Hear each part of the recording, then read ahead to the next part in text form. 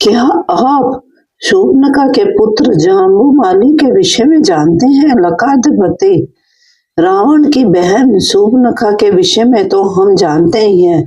वह स्वेच्छाचारिणी थी जिसका विवाह विद्युजीव नामक दैत्य के साथ हुआ था। विद्युजीव कालकेयों के कुल से संबंधित था जिसका वध रावण ने ही किया था। अलग अलग पुराणों में उसके वध की अलग अलग कथाएं मिलती हैं।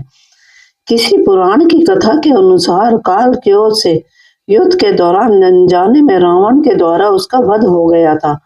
तो वहीं एक अन्य पुराण की कथा के अनुसार वह स्वर्गलोक में आक्रमण के समय विद्युजीव को अपने साथ स्वर्गलोक ले गया था, जहां पर उसका वध हो गया था। रामानंद सागर के रामायण के अनुसार जब शूर्पणखा ने विद्युजीव से विवाह कर लिया था तो रावण ने लंका में आने पर उसका वध कर दिया था। ओडिया भाषा में अनुदित रंगनाथ रामायण के अनुसार रावण जब दिग्विजय के लिए जाने लगा तब उसने विद्युजीव को लंका की रखवाली के लिए नियुक्त किया था, किंतु विद्युजीव ने ऐसा सोचा कि क्यों न वह समस्त माया विद्या सीखकर लंका पर आधिपत्य स्थापित कर ले। इस उद्देश्य की पूर्ति के लिए वह पाताल लोक चला गया और तमाम तंत्र विद्या, माया विद्या, उच्चाटन, त्राटक आदि सीखने लगा। किंतु जब रावण वापस आया और उसको विद्युजीव के इस विश्वासघात का पता चला, तब वह क्रोध में आग बबूला होकर पाताल लोक गया और खड्ग के द्वारा उसका वध कर दिया। विद्युजीव के वध के उपरांत शूर्पणखा से रावण ने कहा कि तुम स्वेच्छा पूर्वक किसी भी पति का वरण करके विचरण कर सकती हो तथा सुख से निवास कर सकती हो। रंगनाथ रामायण की कथा के अनुसार जब रावण ने अपने बहनोई विद्युजीव का वध कर दिया, उस समय शूर्पणखा 6 महीने की गर्भवती थी। रावण ने शूर्पणखा को अपनी इच्छा अनुसार पति का वरण करके जीवन व्यतीत करने के लिए आज्ञा दी। शूर्पणखा पंचवटी चली आई और वहां उसने ससमय जम्बूमाली नामक पुत्र को जन्म दिया। जब जम्बू बड़ा हुआ तो उसने अपने पिता के बारे में शूर्पणखा से प्रश्न किया। शूर्पणखा ने यह कहकर उसके पिता का वध रावण ने कर दिया है, वह अत्यधिक क्रोधित हो गया और रावण के वध के निमित्त वह तप करने के लिए जंगल को चला गया।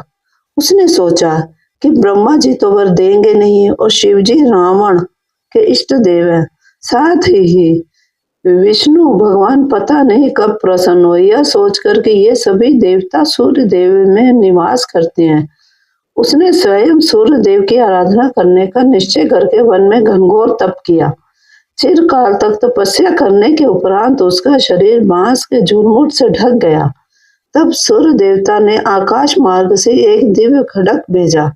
संयोगवश ठीक उसी समय भगवान श्री राम को वनवास हो चुका था और वे लक्ष्मण और सीता जी के साथ में वन प्रवास के लिए पंचवटी आ चुके थे। अचानक एक दिन लक्ष्मण जंगल में लकड़ी काटने के लिए गए और ठीक उसी समय घोर शब्द करता हुआ वह खड्ग अचानक हवा में लहराने लगा और वह खड्ग तत्पर जम्बू के पास में जाकर करके ठहर गया। खड्ग से आवाज निकली, हे जम्बू कुमार, आप धन्य हो, आप यह खड्ग स्वीकार करें। श्री सूर्य देव ने मुझे भेजा है। लेकिन गर्व से वशीभूत हो उस राक्षस कुमार ने उस खड्ग को यह करके वापस कर जाने के लिए कहा कि यदि साक्षात सूर्य देव आकर के तुमको मुझे समर्पण करते तब मैं स्वीकार कर लेता, किंतु उन्होंने स्वयं न आकर हमारा अपमान किया है, इसलिए मैं तुम्हें ग्रहण नहीं कर सकता।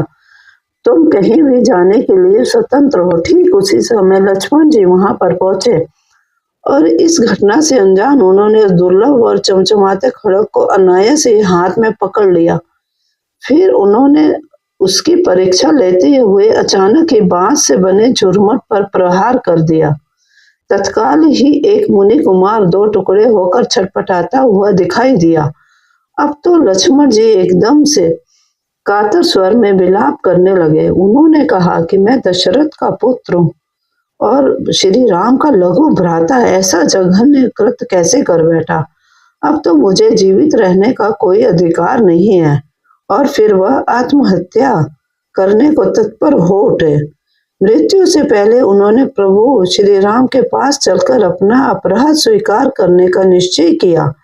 वे श्री राम के पास पहुंचे और सारा वृतांत प्रभु को सुनाया। प्रभु भी चिंतित होकर कुछ सोचने लगे। तभी अनायास ही कुछ मुनियों का एक समूह वहां पर उपस्थित हो गया। फिर क्या था, मुनियों ने उपयुक्त पूरी कथा वृतांत के साथ श्री राम को सुनाया। उन्होंने श्री राम को यह बताया कि वह ब्राह्मण या मुनि कुमार नहीं है, अपितु राक्षस कुमार है। वह महान प्रतापी और क्रूर लंकाधिपति रावण का भांजा तथा शूर्पणखा का पुत्र है। अगर वह खड्ग खुद उसके हाथ में आ जाता तो वह सारी मानवता का विनाश कर देता। दैववश जो हुआ वो अच्छा ही हुआ, और इस तरह से आपने मानवता की रक्षा की है। आप शोक त्याग दीजिए। हे राघव, आपके कुल के किसी भी व्यक्ति से भूल से भी किसी निरपराध की अकारण हत्या नहीं हो सकती है। फिर ऋषियों ने श्री राम से शूर्पणखा के बारे में विस्तार के साथ बताया। शूर्पणखा अपने तत्परत पुत्र की देखभाल बड़े मनोयोग से करती थी। इस घटना से अनजान शूर्पणखा रोज की भांति मिष्ठान, फल और अन्य पकवानों को कटोरे में भरकर अपने पुत्र जम्बू के पास गई, किंतु वहां पर उसके शरीर को टुकड़ों में देखकर वह आर्तनाद करने लगी। उसने कातर स्वर में पुरानी बातों को याद करते हुए कहा कि यह बात मैंने तुम्हें समझाया था कि रावण जैसे प्रतापी और क्रूर आदमी से मत लड़ो। वह कितनों की निर्मम हत्या कर चुका है। कुबेर उसका कुछ न कर सके, शांडिल्य ऋषि उसका कुछ नहीं बिगाड़ सके, और अनर्य और नल कुबेर का श्राप उसका कुछ नहीं कर सका। इंद्र के साथ अन्य योद्धा भी उसका कुछ नहीं कर सके, तो तुम भला उसका क्या कर लोगे। किंतु दैववश तुम माने नहीं, और हाँ पुत्र, मुझको पुत्र विहीन करके इस विधवा को नारी को छोड़कर चले गए। ऐसा विलाप करते हुए वह गुस्से में आग बबूला होकर मुनियों का अनिष्ट करने की इच्छा से उनके पास गई और मुनियों से यह कहा कि तुम लोग अप्रसन्न हो जाओ, क्योंकि मेरा पुत्र तुम लोगों को की वजह से मारा गया, लेकिन मैं तुम लोगों का सर्वनाश कर दूंगी। मुनियों ने जब देखा कि उनके ऊपर संकट आ रहा है, तब उन्होंने उसके पूछने पर यह बताया कि तुम्हारे पुत्र की हत्या किसने की है। अपने पुत्र के हत्यारे के बारे में जानकर शूर्पणखा क्रोध में पागल हो गई और लक्ष्मण के पद चिन्हों का अनुसरण करते हुए वह श्री राम के कुटिया की तरफ बढ़ गई। वहां पहुंचकर वह श्री राम के रूप लावण्य को देखकर अत्यधिक मुग्ध हो गई। पुत्र शोक को भूलकर कामातुर शूर्पणखा ने श्री राम से शादी का प्रस्ताव कर दिया। इसके बाद श्री राम ने कहा, मैं तो शादीशुदा हूँ, तुम लक्ष्मण से बात करो। उनका यह विनोदपूर्ण शब्द सुनकर वह लक्ष्मण के पास गई, किंतु लक्ष्मण ने कहा कि बड़े भाई के पास तुम पहले गई हो, इसके लिए अब मैं तुम्हारा वरण नहीं कर सकता, अतः तुम उन्हीं के पास जाओ। इस तरह बारी बारी से श्री राम और लक्ष्मण शूर्पणखा का एक दूसरे के पास भेजते रहे। अंत में वह क्रोध में व्याकुल होकर के ऐसा कहा कि तुम जिस सीता की वजह से मुझे ठुकरा रहे हो, मैं उसी का भक्षण कर लेती हूँ। ऐसा कहकर वह भयानक रूप धारण करके सीता की तरफ झपटी। सीता की तरफ झपटते हुए देख श्री राम ने लक्ष्मण को इशारा किया। तत्काल लक्ष्मण जी ने खड्ग निकाल करके शूर्पणखा की नाक और कान काट दिए, और इस तरह कुद्रूप होकर शूर्पणखा अपने संरक्षण खर और दूषण के पास चली गई।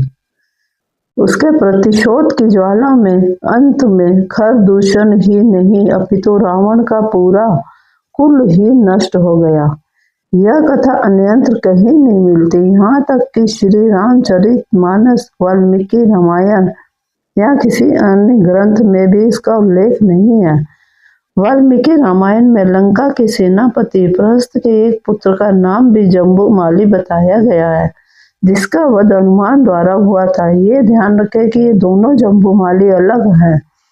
शूर्पणखा के इस पुत्र की कथा केवल रंगनाथ रामायण में उपलब्ध है। दक्षिण भारत में कंब रामायण में भी शूर्पणखा के पुत्र के विषय में कुछ ऐसी ही कथा मिलती है, किंतु उस ग्रंथ में उसका नाम शंभु कुमार बताया गया है। जय श्री राम।